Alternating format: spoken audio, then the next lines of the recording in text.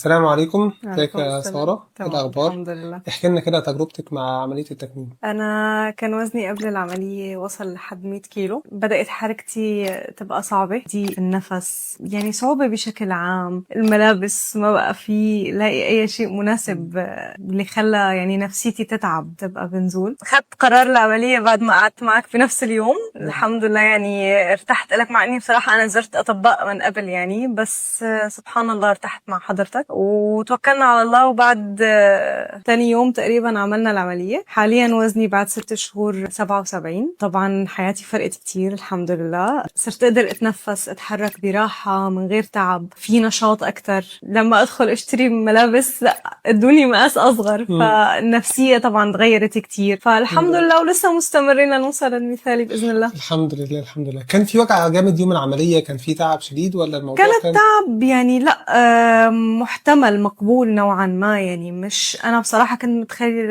يبقى اكتر بكتير. بس لا الحمد لله اكيد في تعب اكيد في الم، بس لا يعني الحمد لله كان نوعا ما محتمل. حتى تعب بعد العملية طبيعي، لا يخلو الامر من تعب من الاقياء بشكل عام، ولكن الحمد لله كان خفيف يعني اللي يعني هو قدرتي محتمل. ترجعي لحياتك الطبيعية امتى؟ أو بدأتي تنزلي وتتعاملي امتى تقريبا بعد العملية؟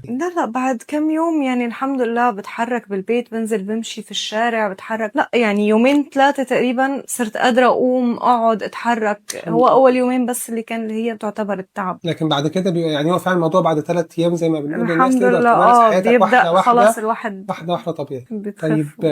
أنا مبسوط إن أنت حققتي جزء كبير من اللي أنت عايزاه، الحمد وإن شاء لله الله لسه قدامنا تقريبا 10 كيلو أو 12 كيلو على المثالي إن على شاء مدار الله. ال6 شهور. تمام بالتوفيق يا رب دايما، وتكملي متابعة معانا. إن شاء الله. وبس، تحبي تقولي حاجة أخيرة ولا؟